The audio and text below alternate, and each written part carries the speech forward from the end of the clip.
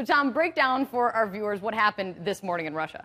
Just an amazing day in space. And yeah, the people in Russia got a very rude awakening this morning on the way to work. This explosion of this meteor happened right over their place up here. You can see it on the top of the globe up there.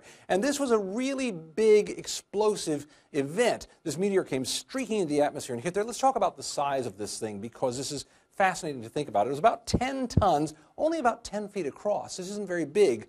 But it was going 33,000 miles an hour. That's why it exploded. When these things come out of space, they have gases in them, things like that. As they heat up, and that superheated friction of our atmosphere, they blow apart. And that's what happened with this. Actually, about 30 miles above the Earth, that's how strong that shock wave was. And look at the damage. You mentioned some of it there a minute ago. 1,000 people injured, 270 buildings damaged.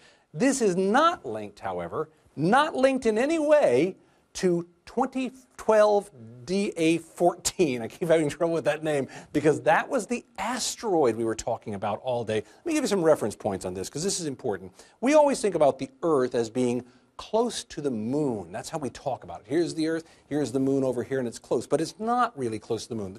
The moon is actually about 250,000 miles away from the Earth. What is close to the Earth? Well, satellites are close to the Earth. We have them at all different levels. The furthest ones out are about 22,000 miles away from us. And this asteroid we're talking about came streaking past the southern hemisphere and cut partially through that very group. If you look at the Earth over here and you look at our satellite, or the passage of this asteroid, you can see that it cut about 17,000 miles away, but within that belt of satellites out there. So it really was pretty close in those terms.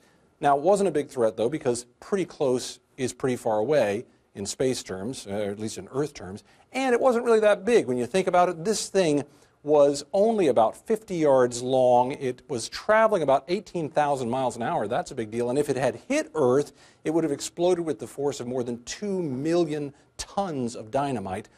But there was no real chance that it was ever going to do that. Still, scientists were watching it awfully closely, Kate.